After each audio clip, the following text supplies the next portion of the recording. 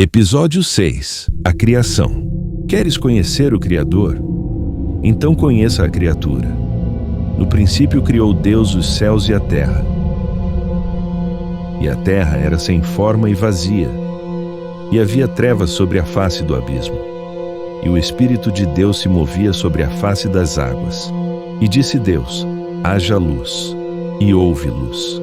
E viu Deus que era boa a luz, e fez Deus separação entre a luz e as trevas. E Deus chamou a luz de dia, e as trevas chamou de noite.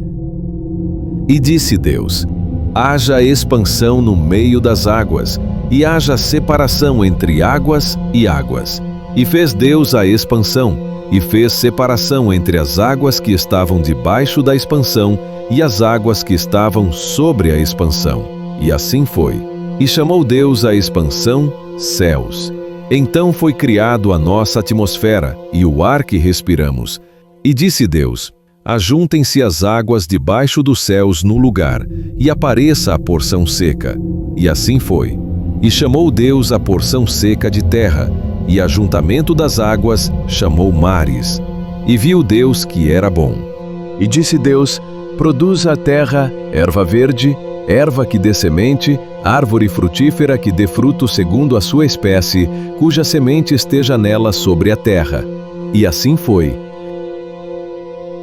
E a terra produziu erva, erva dando semente conforme a sua espécie, e a árvore frutífera, cuja semente está nela conforme a sua espécie.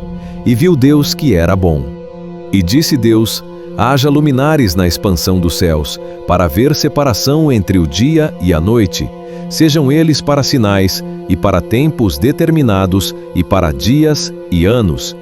E fez Deus os dois grandes luminares, o luminar maior para governar o dia, o luminar menor para governar a noite, e fez estrelas. E aqui foi criado o controle do tempo, a terra para contar os dias, a lua para contar os meses, o sol para contar os anos.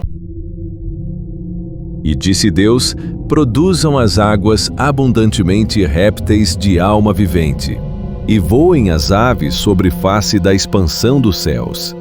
E Deus criou as grandes baleias, e todo réptil de alma vivente que as águas abundantemente produziram conforme as suas espécies, e toda ave de asas conforme a sua espécie.